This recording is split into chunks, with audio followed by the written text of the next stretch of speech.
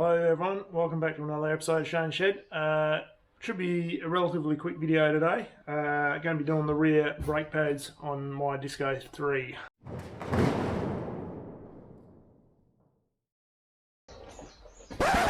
Wait, what the hell is that? Shane. I've been running with this animation for quite a few videos now and I haven't noticed this at all while editing.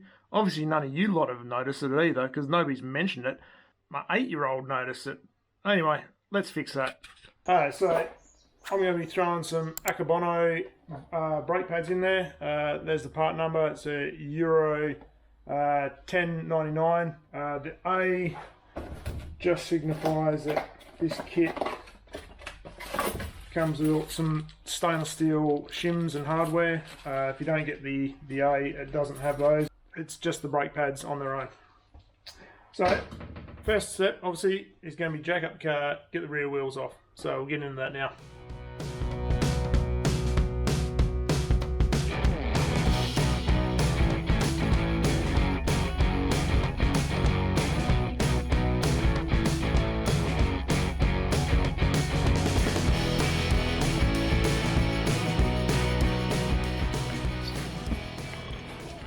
So generally this is a pretty easy procedure. I'm on the right hand rear.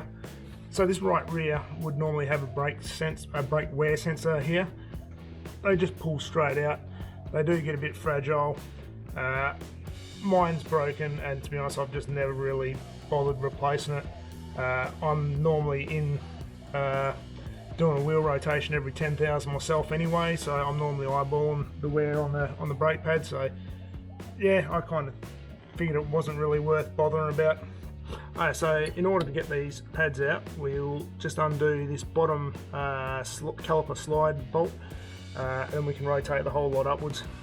You will need a 15mm open ender just to hold the slide, and a 13mm on the outside.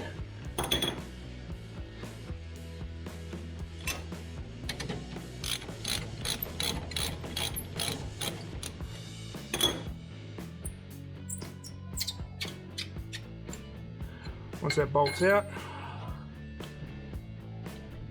just a matter of sliding the caliper up out of the way. As you can see, the pads just stay in place. We'll just slide those out of the way. So you can see the wear on those. So I normally look at replacing them when the friction material is about the same width or the same thickness as the backing plate.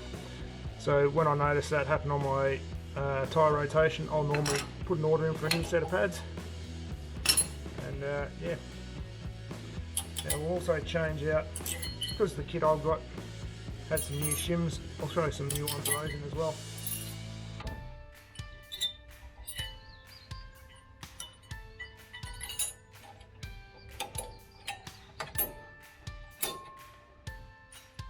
So these are easy to install, just got to get them in the right way.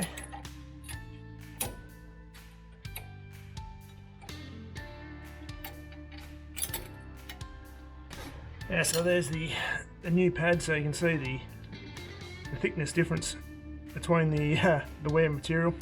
I'm surprised actually these rears have gone, well, these old rears are Akebonos as well. The fronts have still got a massive amount of meat on them. The rears were put on at the same time and they've worn through a lot quicker, so yeah, I'm not too sure what's going on with that. With the pads, there's no inner or outer any particular side, so just slide them straight in.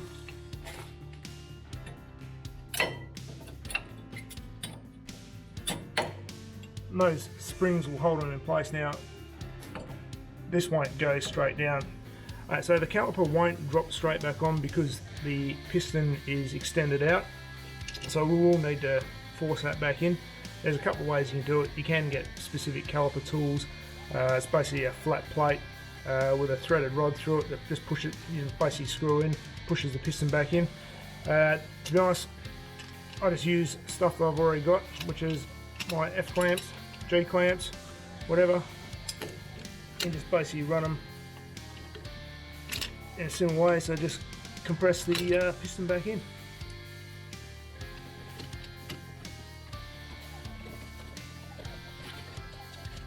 They really don't take much effort to push back in. If they do, you know, something's not right.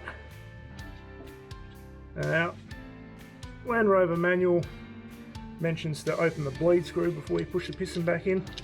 To be honest, I've never bothered doing that with any brakes I've done. It's nearly there. Just a little bit more.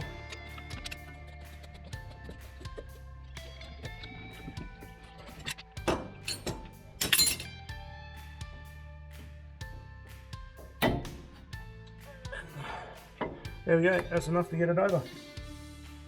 Now obviously caliper's back down in place, so I just whack that caliper bolt in. Now you can throw some Loctite on these if you so desire.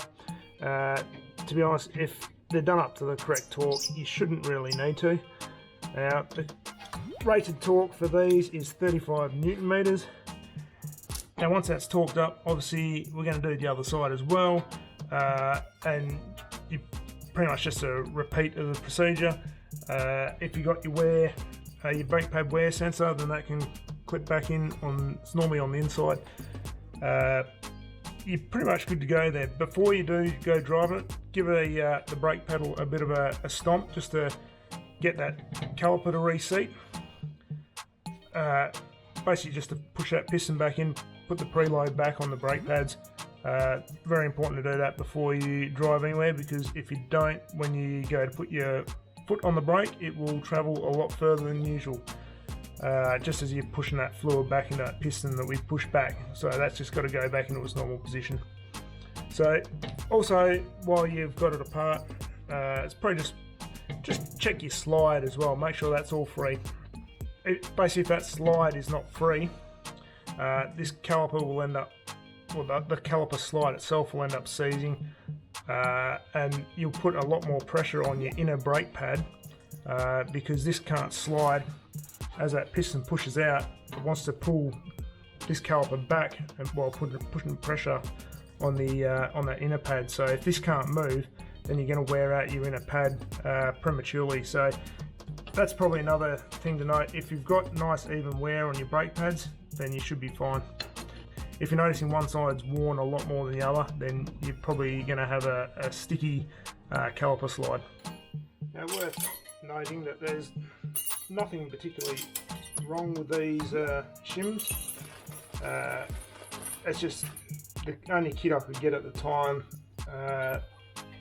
contained these shims, so I figured whilst I got new ones, I might as well stick them in. Now here in Australia, it's probably not really an issue, but definitely if you're living somewhere where roads get salted, I could imagine these would probably rust out and wouldn't last long.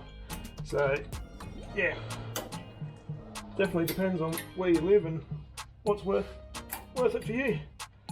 But like I said, since I got them, might as well just throw the new ones in. So as you can see, guys, this is not a particularly difficult job.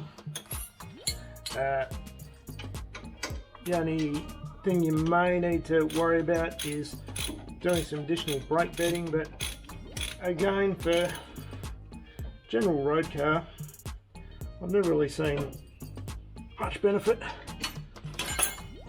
Well, apart from throwing the wheels back on, that's pretty much as easy as the rear brake pads are.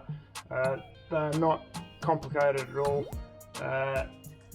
It's definitely within the realm of any decent DIY. Yeah, once you're done with that, it's definitely worthwhile just checking your brake fluid in your reservoir. With pushing these calipers back, there is a chance it could be over full, but chances are if they've been filled up like mine was when these pads were new, then the level should be fine. So yeah, that's pretty much it, guys. So thank you very much for watching. If you've enjoyed this video, don't forget to like, share, subscribe, all that stuff. Throw a comment below and I'll keep filming these sort of videos. Cheers, guys.